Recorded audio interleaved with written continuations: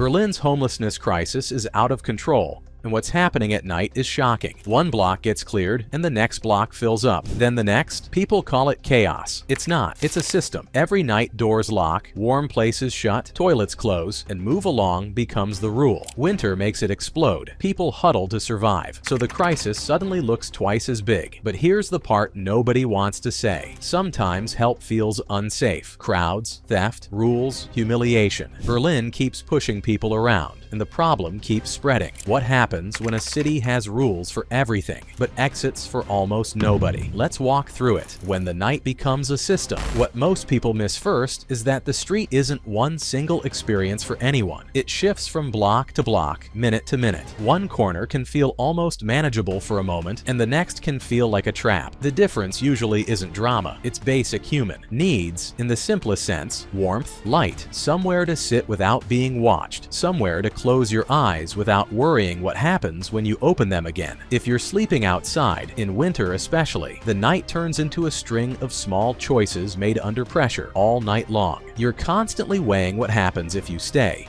what happens if you move, and what happens if someone notices you. Picture the routine right now of someone who's still trying to look normal in the morning. They keep their shoes on because taking them off feels risky. They sleep in short bursts because real sleep means being defenseless. They wake up early, not out of discipline, but out of fear of being seen. The first task isn't breakfast, it's scanning. Who's nearby, what changed, whether a guard started working this doorway, whether a new sign went up, whether the spot that felt quiet yesterday is loud today. Only after you start noticing that does the city come into focus. There are corridors where people keep moving and corners where people try to vanish. There are places that feel calm until they fill up, and places that look fine but turn tense when too many desperate routines collide. You can walk the same route twice and swear you're seeing two different cities, because one version exists when cafes are alive and commuters are everywhere, and the other shows up when the crowd thins and the rules get louder. Now say the name. The night has an architecture here. In Berlin, the city runs late, but the tolerance for public space doesn't always run late with it. That gap between a city that stays awake and a system that still demands order creates nightly friction most people never notice. And once you see the night as a system, the next question is unavoidable. If the crisis is real, where do you feel it first? Inside people or in the numbers? That's where the arguments begin. The numbers that never feel real. Counting homelessness sounds easy on paper until you try to do it honestly without kidding yourself. You can count what you see right now, but what you see is not the whole reality. You can count who gets an emergency bed, but that skips the people who avoid those beds because of fear, rules, health, or the simple fact they showed up too late. You can count who outreach teams speak to, but outreach cannot be everywhere at once, and people who have been hurt by systems learn how to dodge them, night after night in real life. There's also a definition problem that shapes everything. One person sleeps outside every night. Another cycles through friends, couches, and short-term rooms. Another sleeps in a shelter some nights and outside on others. Another is technically accommodated, but still has no stable home. All of these lives belong to the crisis, but they don't appear the same way on a street corner, and they don't land the same way in public debate. That's why one-night counts are both useful and controversial. They force a city to face what's happening, and they also show how much can be missed. A count is not a full census. It's what can be seen under specific conditions, along specific routes, by people who are human, tired, and limited. One city ran a citywide counting and survey effort in the early years of this decade. The recorded total for that night was 1,976 people experiencing homelessness, combining those found in public spaces with those staying in emergency accommodation. In Berlin, it wasn't a lifetime total, not a year-long total, and not a perfect ceiling. It was one night, and the meaning was simple. One night was enough to prove the crisis was not a rumor. But here's the deeper problem. Big numbers pull attention into precision fights while the street keeps shifting. Some people inflate figures to create urgency. Some people downplay figures to dodge responsibility. Meanwhile, people who don't want to be counted learn to stay invisible, which means the real number is always just out of reach. And when the air changes, the clock changes. The cold clock that decides everything. You don't feel policy first. You feel the weather first. You feel your fingers go numb. You feel your back lock up. You notice your breathing change when you realize you might not sleep tonight, not because you didn't try, but because you can't find a safe place that will still be there when you reach it. In a winter city, the clock is merciless. It starts a race most housed people never see. The race is finding warmth without starting trouble. Warmth usually lives where other people are, and where other people are, complaints follow. So people hop between islands of heat like stepping stones over a river that keeps rising. Cold also reshapes behavior in ways that look sudden from the outside. When nights are mild, people can spread out. When nights are brutal, people bunch together. They gather near light, near transit, near buildings that hold heat. That clustering isn't a choice or a lifestyle, it's survival. But clustering makes the crisis easier to spot, and once it's visible, politics shift. In some cities, winter is background. In others, it feels like a deadline. In Berlin, winter pushes people toward transit corridors, underpasses, and bright interiors where they can be seen. Being seen can mean help, but it can also mean being moved, and people learn the difference fast. There's a winter emergency network that expands when nights turn dangerous. That system saves lives. But survival support isn't the same as stability support. A place that keeps you from freezing doesn't automatically create recovery, because recovery needs continuity, real sleep, safe storage, a reliable contact point, and enough calm to make appointments. This is where the crisis starts to look out of control to the public, not because the system is doing nothing, but because the system is doing what it can do quickly, keep people alive, while failing to shrink the pipeline that sends people into crisis in the first place. And once you accept that, you hit the question that makes people uneasy. If help exists, why can it still feel like a risk? If you want real, grounded breakdowns, no virtue signaling, no spin, hit subscribe. Because once you see how these systems work after midnight, you'll start spotting the pattern in your own city. Why help can still feel like a risk. A bed isn't just a bed. It comes with rules, crowds, noise, and all the social tension inside the room every night, again and again, alone. It's the feeling of being boxed in with strangers when your nervous system is already stretched tight. If you're carrying trauma, a packed dorm can register as threat, not comfort. People assume the choice is simple. If there's an emergency place to sleep, why would anyone turn it down? But most people aren't refusing help. They're refusing specific dangers. They're weighing theft against cold, conflict against safety, sleep against dignity. They pick what feels survivable tonight, not what sounds logical on paper. Most systems also expect you to arrive on time, stay calm,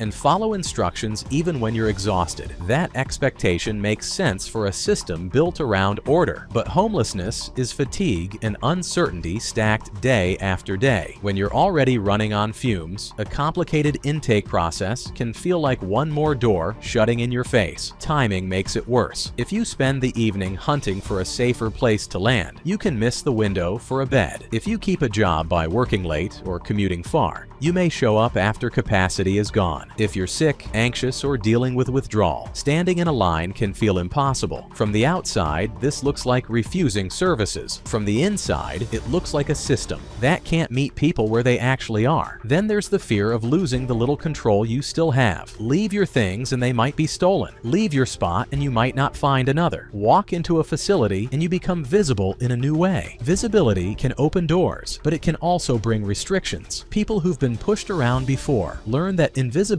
is sometimes the only control they have left. This isn't a romantic story about choosing the street. It's a story about a system that often asks people to be stable before it gives them stability. And when stability never arrives, routines spill into public space. That's when neighborhoods react. The neighborhood pressure cooker. Most people can live with discomfort for a while until it starts to feel permanent. A few scattered sleeping bags usually don't set off an alarm, but when the same corner turns into a daily scene, when the same doorway becomes a nightly shelter, when the same station starts feeling like someone's living room, people begin to feel like shared space is being rewritten without their consent. The complaints follow a pattern you can almost predict. First, it's sanitation fear, then the feeling that things are slipping, and then resentment. Social media speeds it up because it turns a local problem into a symbol, and once it becomes a symbol, it stops being about one person and becomes about what the whole city is supposed to be. This is where it gets messy. because more than one truth can be real at the same time. Residents can worry about safety and still feel compassion. People sleeping outside can be doing their best to survive and still create friction simply by existing in a space that was never meant for living. And officials can be trying to respond while also fearing that any move they make will be labeled either cruel or weak. In a city built around shared space, that pressure piles up around transit hubs, shopping corridors, parks, anywhere that's warm, central, and visible. The flashpoints tend to be the most connected and most watched places. In Berlin, that means the places the whole city moves through every day. Officials respond to what's loudest, and the fastest response is usually enforcement, because enforcement creates instant visual change. A corner clears, a station feels calmer, a street looks fixed, and in the short term, that can feel like relief. But clearing isn't solving. When people get pushed out of one place, they don't vanish. They move, they migrate, and that migration makes the crisis feel bigger. Because now, more neighborhoods start seeing what only one neighborhood used to see. The city looks like it's losing control, when the truth is that control is being used to move the problem around, not shrink it. And that constant motion is where order quietly turns into instability. When order policies become instability machines, fines look simple on paper. Move along sounds harmless in a headline. Confiscations get described as basic cleanup. But on the ground, none of these are neutral. They hit poverty the way a spark hits dry grass. If you're housed, losing a bag is annoying. If you're not housed, losing a bag can mean losing your documents, your medication, your phone charger,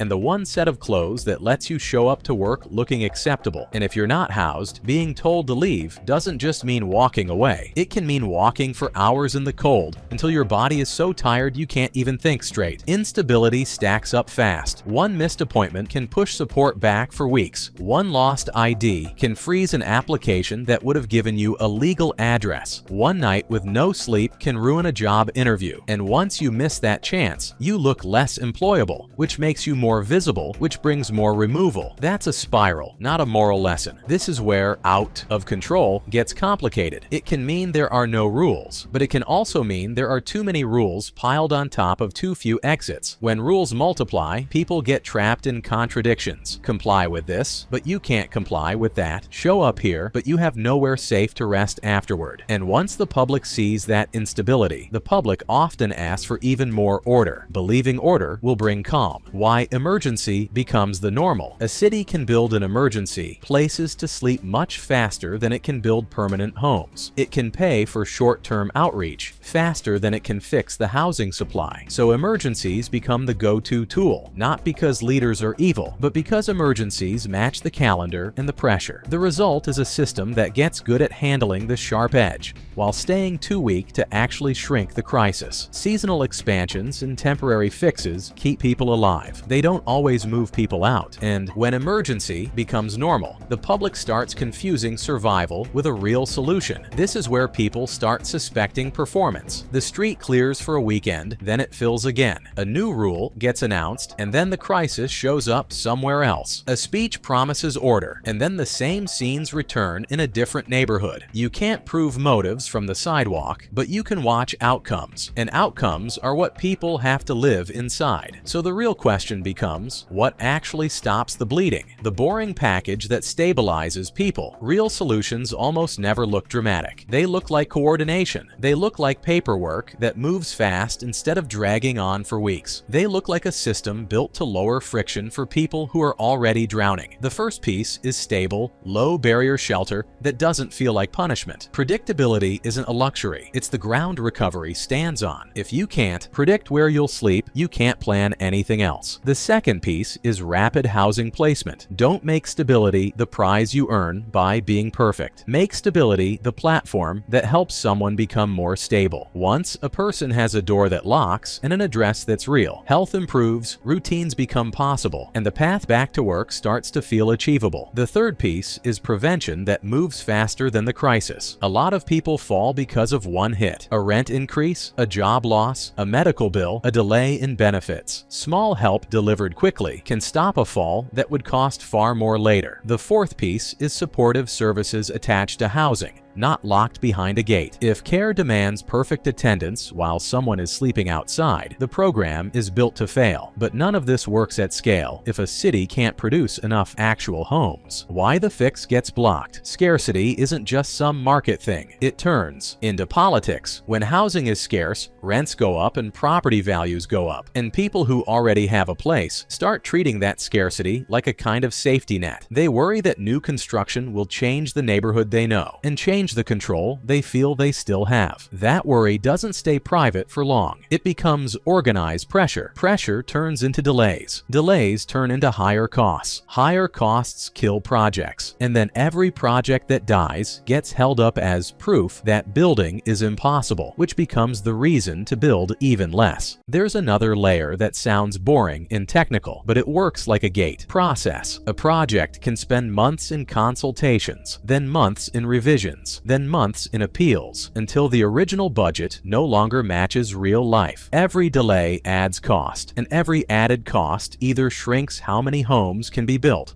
or forces rents higher just to keep the project standing. People may genuinely believe they're protecting quality of life, but the outcome can look like a slow-motion freeze. Fewer homes, higher prices, and longer waits for anyone trying to climb back. Then there's the budget trap. Prevention looks like spending money with nothing obvious to show for it. Enforcement looks like action. Emergency response looks like something you have to do. Meanwhile, the long-term costs get spread across different systems, so no single agency feels the full weight of the bill. And there's a cultural barrier deeper than policy. The reality of working homelessness breaks a story people want to believe, that if you work, you're safe. Admitting that work can exist alongside homelessness means admitting the system isn't delivering what it promised. So the crisis gets managed as visibility. Blocks get cleared, stations get cleaned, people get moved along. And when that performance stops working, leaders reach for three paths that look like choices. The three paths cities take when they panic. The first path is punishment. More sweeps, more restrictions, more pressure to disappear. It gives people quick before and after pictures, and it produces the same outcomes every time. More exhaustion, more lost IDs and paperwork, and more people stuck sleeping outside. The second path is warehousing. The city basically says, keep it over there, and tolerates the problem in a few zones without real ways out. That can calm things down in some neighborhoods, but it also creates new hotspots where distress concentrates and gets worse. The third path is stability. Safe places to sleep that don't turn into permanent limbo. Faster moves into real housing. Prevention that shows up before one setback becomes a collapse. And enough housing supply so exits actually exist. Which brings us right back to what out of control really means. What out of control really means. When people say a crisis is out of control, they mean it. Feels random. They mean they're seeing suffering in places they never expected. But that randomness is often one failure showing up. Too few stable exits. If exits are too few, every response turns temporary. Outreach turns into a loop. Emergency beds turn into a carousel. Enforcement turns into a broom that pushes people into the next neighborhood. The crisis feels like it's growing because it's being shuffled around, not reduced. There's a deeper layer people feel even if they can't put it into words. When a city can't guarantee shelter for everyone, it starts bargaining with existence through small moves. Who gets pushed? Who gets left alone? And which spaces get unbearable. This is where speculation begins. People wonder if anger will be used to expand enforcement instead of expanding housing. You can't prove motives from the sidewalk, but you can watch outcomes. The first step that changes the trajectory. The first step is the one that adds stability without adding damage. Expand low-barrier places where people can sleep without being punished for existing, and speed up the path into real lasting housing. It also means saying a truth that's politically risky. Some parts of the city will have to change. Building homes will change streets. Prevention will require spending before the public sees a crisis. But the alternative is spending even more on emergency response while the street becomes the end result. Because if you can't explain how people exit, you aren't managing a crisis. You're reacting to it. The question underneath the whole debate: who's allowed to exist in a city when they don't have an address? If the answer is everyone, then the city has to build systems systems that make survival possible and create real exits into housing. If the answer is only the housed, then removal becomes the default and the crisis turns into a moving target. Most cities say they believe the first answer. Many act like the second. That gap is where trust breaks. If you want to understand what this city is really deciding, look past the slogans and watch the small choices. Headlines focus on scenes, but decisions live in budgets, permits, and rules. In Berlin, watch whether leaders build exits or perfect removal, whether they fund stability or only fund cleanup, whether homelessness is treated as a housing emergency or a visibility problem. Then watch the quiet details that never trend, storage that doesn't exist, appointments that take weeks, paperwork ruined by rain, and nights where someone has to choose between safety and sleep. Berlin doesn't feel out of control because people appeared out of nowhere. It feels out of control because the exits are too few and the system keeps cycling the same problem across new streets. And if your city is heading the same way, you'll recognize these patterns fast. So here's my question. What should Berlin do first? More shelter, more housing, or more prevention? Drop your answer in the comments. Like if you want grounded breakdowns like this, and subscribe because the next one gets even more uncomfortable.